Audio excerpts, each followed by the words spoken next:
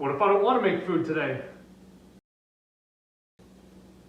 So this one is a personal recipe that one of my friends showed me. This is, I don't know what it's called. They're some type of burrito, but my friend Fracture showed me how to do this, so thank you, Fracture, for teaching me and making these tasty things for us while I was staying in Phoenix. So the total for all of these is only $22.65. You can see that there isn't very much as far as the ingredients go on this one. That's because this one is one of the very simple ones to make. He gave me the suggestion of using taco seasoning instead of individual seasons. That way you can kind of do this easier, and you only have to buy these and they're pre-made, so yeah. Other than that,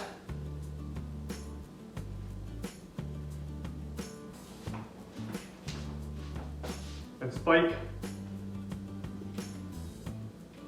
remember that. So anyway, all we need to do is ground up our meat and then throw everything else in, and we just kind of stir fry it style, so easy enough.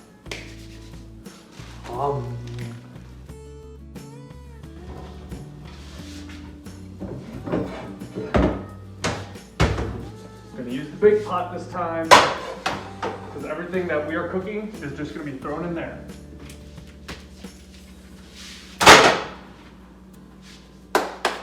Okay, bye.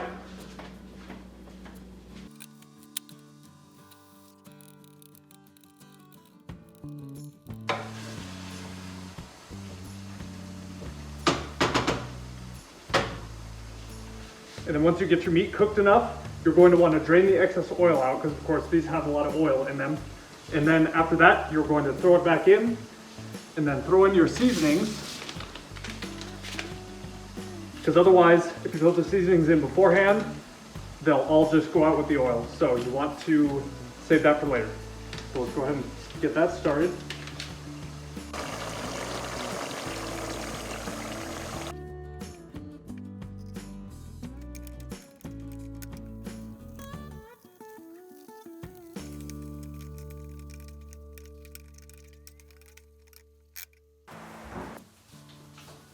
So this recipe follows basically the 1-1-1 rule. You have 1 pound of meat, 1 seasoning packet, and 1 small jar of picante sauce. So that makes it pretty easy to follow. At this point, we just dump this in.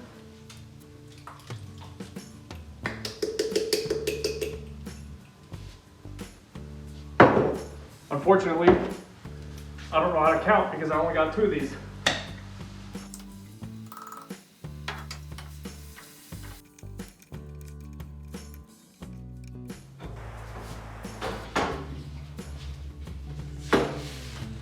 And with that done, we will now make some burritos and bake them in the oven.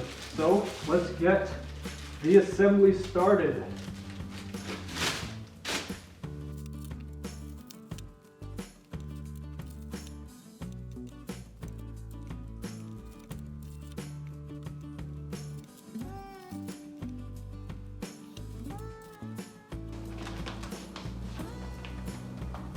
And with all these done, we now bake it in the oven.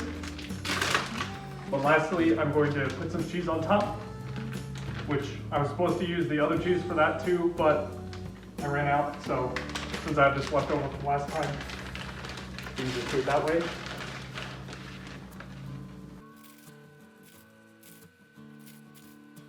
So now we will go ahead and attempt to not spill any of the cheese off of these. Well, I need both hands for that because that's heavy.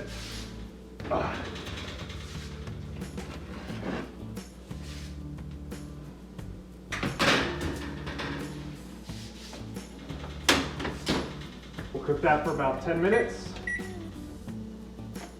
Basically until the cheese and the tortillas start getting nice and golden crispy, and then I can eat them.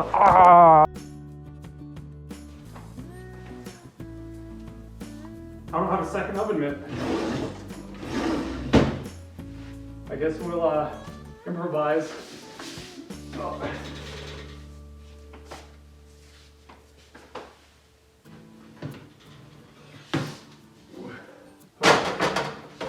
that is heavy.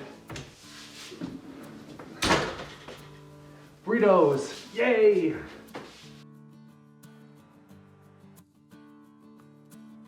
And this is it. They're done. So let's go ahead and set up our plate. And here it is, our burrito with our side of the fancy corn. You can see I've got some sour cream and guacamole there because I had some left over from last week, so I thought I might as well add that in. If you have extra salsa, you can throw that in too, but whatever you want to dip these in or put on top. But anyways, this looks pretty good. I'm excited to try it. So as usual, feel free to modify it however you want. Let me know how it goes for you. Thanks for watching. Okay, so these turned out really awesome, and thank you, Fracture, for showing me how to do these because I like them a lot. So the first thing that I would change is probably getting more cheese because putting more cheese inside them is always good. Also, the hot picante sauce that I used was really good, so I definitely suggest doing that. Other than that, I think the amount of seasonings in there was perfect, and maybe I should have used the third paste salsa. That way it has a kind of like a better even ratio of meat to sauce. So yeah, other than that, I think these turned out perfect. So thank you all for watching, and feel free to try them out yourself.